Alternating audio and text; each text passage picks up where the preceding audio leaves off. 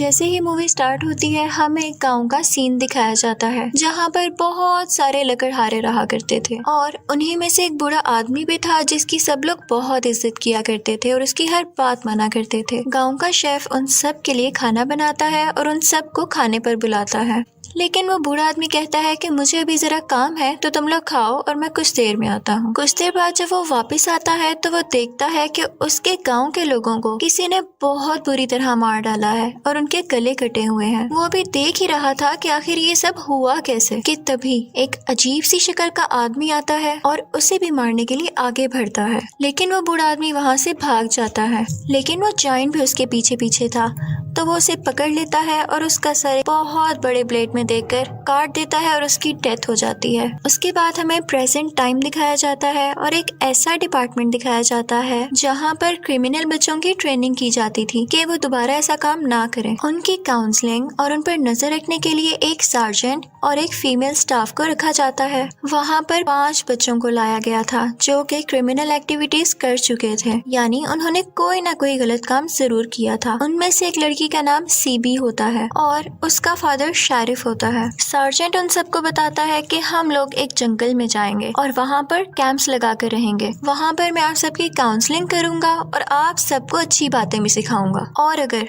किसी ने मेरी बात ना मानी तो उसे सजा मिलेगी और अगर जिसने वैसा किया जैसा मैंने कहा और टेस्ट में पास हो गया तो कोर्ट भी उसे छोड़ देगी। अब वहाँ से ये सब मिलके जंगल की तरफ चले जाते हैं और शेरिफ भी अपने घर चला जाता है। जैसे ही लोग जंगल के शुरू में पहुँचते हैं तो इन्हें एक पागल आदमी नजर आता है। वो उन सबको काफी अजीब तरीके से देख रहा था। फिर उसके बाद सार्जेंट उन सबको उनके टेंट्स देता है और कहता है कि तुम्हें इन्हीं में सोना पड़ेगा और खुद कैबिन में चला जाता है। फिर हमें उस जंगल में एक हिरन फिरता हुआ दिखाई देता है। वहीं पर एक भालू आता है जो उसका शिकार करने वाला था कि तभी उस भालू के पीछे से एक बहुत बड़ा जायंट आता है और उसे मारकर उसे खाने लगता है। अब रात को उन सबकी काउंसलिंग हो रही होती है और वो कैंप फायर यानी आग के पास बैठकर बातें कर रहे थे तो तभी वो पागल आदमी दोबारा आता है और अजीब हरकतें करने लगता है। सार्जेंट उन सबसे कहता है कि घबराओ नहीं, ये इसी जंगल का रहने वाला है और फिर वो उस पागल आदमी को भगाकर अपने अपने कैंप्स में आ जाते हैं। अगली सुबह ये सब लोग ट्रैकिंग के लिए जाते हैं और दूसरी तरफ हमें वही पागल आदमी दिखाया जाता है जो कि अपने घर के बाहर चेस खेल रहा था और कह रहा होता है कि नाउ इट्स माय टर्न, यानी अब मेरी बारी है। दूसरी तरफ उन लोगों में से 2 लड़के ट्रैकिंग से काफी थक जाते हैं और जंगल को एक्सप्लोर करने के लिए आगे बढ़ते हैं कि चलते चलते उन्हें एक बैल का सर मिलता है और उनमें से एक लड़का उसके स्कल में से एक सींग उतार कर अपने साथ ले आता है। तो उनकी टीम में से एक लड़की बोलती है कि ये क्या किया है तुमने, तुम कैसे किसी भी स्केलेटन का सींग उठाकर लेकर आ सकते हो, और सार्जेंट भी उन्हें डांट कर वापस भेज देता है। दूसरी तरफ हमें सीबी का फादर दिखाया जाता है जिसे ये पता चलता है कि इसी काउंसलिंग डिपार्टमेंट में एक बार पहले भी एक बच्चे की जान जा चुकी है क्योंकि सार्जेंट ने उसे बहुत एक्सरसाइज करवाई थी। ये सुनते ही उसे बहुत परेशानी होने लगती है और वो अपनी बेटी की फिक्र में जंगल की तरफ बढ़ने लगते हैं। दूसरी तरफ हमें वही जायंट दिखाया जाता है जो कि अपने ठिकाने यानी अपनी जगह की तरफ वापस जा रहा था। वो देखता है कि उसके बैल का तो एक सींग ही गायब है। वो बहुत जोर से चिल्लाता है और धाड़ता है तो सब लोग समझते हैं कि शायद ये कोई शेर हो सकता है। उसी दौरान वो पागल आदमी भी अपनी गन लिए अपने घर से बाहर आता है क्योंकि वो जान चुका था कि जायंट अब काफी गुस्से में है। अब जायंट भी उन लोगों को ढूंढने के लिए निकल जाता है जिसने उसके बैल का सींग चुराया था कि तभी जायंट को वो लोग दिख जाते हैं।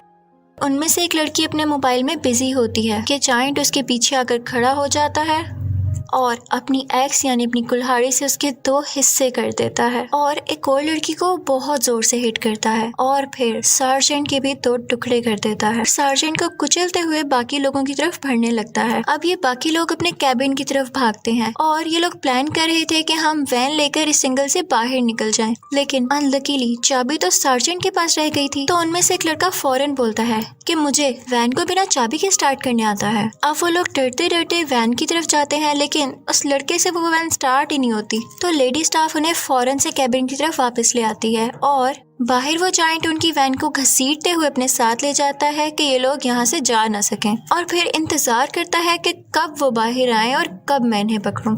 और फिर वो हमें पागल आदमी दिखाया जाता है जो कि भागता भागता इनके कैबिन की तरफ आ रहा था और फीमेल स्टाफ इसे अंदर कर लेती है। वो बहुत घबराया हुआ था और आकर कहता है कि यार ये तो हो नहीं सकता कि तुम लोगों ने उसके साथ कोई छेड़छाड़ ना की हो, वरना वो ऐसे हाथ धोकर क्यों तुम लोगों के पीछे पड़ा है। कि तभी सीबी उसे वो सींग दिखाती है जो कि वो लड़का लाया था। तो वो पागल आदमी कहता है कि देखा, कहा था ना मैंने। और फिर वो एक स्टोरी सुनाने लगता है कि आज से 100 साल पहले एक गांव में एक आदमी रहा करता था जिसके घर एक ऐसा बेटा पैदा हुआ जिसको जायंटिज्म था, यानी उसके बॉडी पार्ट्स बहुत जल्दी ग्रोथ कर रहे थे, बहुत जल्दी बढ़ रहे थे, और इस बीमारी की वजह से कोई उससे दोस्ती भी नहीं करता था। तो फिर उसने जंगल में एक छोटे से बैल के साथ दोस्ती कर ली। वो भी आहिस्ता आहिस्ता इसकी तरह बहुत बड़ा होता गया और ये दोनों बहुत अच्छे दोस्त बन गए। लेकिन उस साल गांव के लोगों ने इतने ज्यादा दरख्त काटे कि वहाँ पर कोई दरख्त ही नहीं बचा। जानवर तो दूर की बात, यहाँ तो कोई परिंदा भी बाकी नहीं रहा। इन्हें अपनी गलती का एहसास हुआ, लेकिन ये लोग भूखे भी रहने लगे थे क्योंकि इन्हें कोई शिकार ही नहीं मिल रहा था। कि अचानक उस दिन उस जंगल में उनके सामने उसी जायंट का दोस्त बैल आ जाता है और उन्हें कुछ समझ नहीं आती और वो जल्दी में उसे शूट कर देते हैं। गाँव आकर उन्होंने उसे पकाया और खाने लगे, लेकिन जब जायंट वहाँ पर आया तो उसे देखकर बहुत गुस्सा आया कि इन्होंने मेरे दोस्त बैल को मार दिया,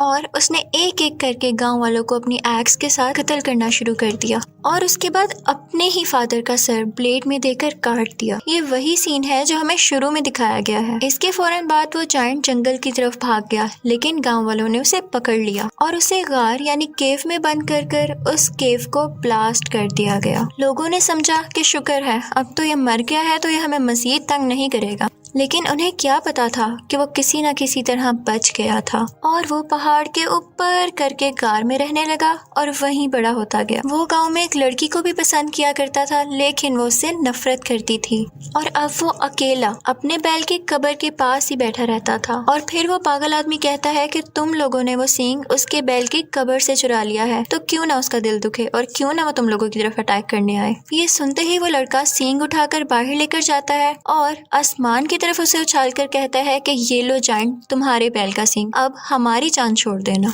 जैसे ही ये कहकर वो वापस कैबिन में जाने लगता है तो जायंट वही सींग उसकी तरफ इतनी जोर से फेंकता है कि वो उसके पेट के आर पार हो जाता है और उसकी डेथ हो जाती है। बाकी लोग भी डरते डरते अपने कैबिन की तरफ वापस जाते हैं। और फिर वो पागल आदमी उन सबको बताता है कि जायंट ने मुझे अभी तक इसलिए नहीं मारा क्योंकि मेरी शक्ल उस लड़की से मिलती है जिसको ये पसंद किया करता था। इधर शेरिफ भी जंगल में पहुंच चुका था और जैसे ही वो सार्जेंट की डेड बॉडी देखता है तो वो समझ जाता है कि यहाँ जरूर कुछ अच्छा नहीं हो रहा। तो वो फिर टॉवर पर चढ़ता है और रेडियो के जरिए अपनी टीम तक वो मैसेज पहुँचाने की कोशिश करता है, लेकिन फ्रिक्वेंसी उसकी टीम के साथ कनेक्ट होने की बजाय रेडियो बार के रेडियो के साथ कनेक्ट हो जाती है और बाहर के सभी लोग इस मैसेज को सुन लेते हैं। दूसरी तरफ जायंट काफी गुस्से में था।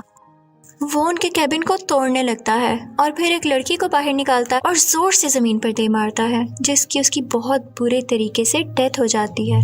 और तभी फीमेल स्टाफ उसकी आंख में शूट करती है और उन्हें वहां से भागने का मौका मिल जाता है। वो सब वहां से भागने ही वाले होते हैं कि पागल आदमी उनके सामने आ जाता है और कहता है कि रुको, कहाँ जा रहे हो? मैंने तुमसे कहा था कि इसको ये लड़की वापस मिलनी चाहिए और तब तक मैं तुम लोगों को यहाँ से जाने नहीं दूंगा। कि तभी उनमें से एक लड़का उसकी गन को पीछे करने के लिए आगे आता है, लेकिन वो पागल आदमी शूट कर देता है और अनलकीली उसी लड़के की डेथ हो जाती है। और जायंट को ये सब देखकर काफी गुस्सा आ रहा था कि मेरे होते हुए ये सब क्या हो रहा है, और ये सोचते हुए वो अपनी एक्स उठाकर जोर से फेंकता है, लेकिन गलती से वो उसी पागल आदमी के सर पर लग जाती है। उसका सर उसके जिस्म से अलहदा हो जाता है। अब ये लोग उस जंगल से निकलने लगते हैं। सीबी ड्राइव कर रही होती है और उसका फादर यानी शेरिफ गाड़ी के पीछे बैठकर जायंट पर नजर रखे हुए होता है, लेकिन जायंट भी उन पर अटैक करने के लिए मुसलसल उनके पीछे आ रहा था। सीबी का ध्यान इस बार की तरफ चला जाता है और उनका एक्सीडेंट हो जाता है। अब ये तीनों भागते भागते एक डैम की तरफ पहुंच जाते हैं। जायंट भी यहाँ पर पहुंच जाता है और इसी के साथ बाहर के सब लोग और पुलिस भी वहाँ पर आ जाती है, क्योंकि लकीली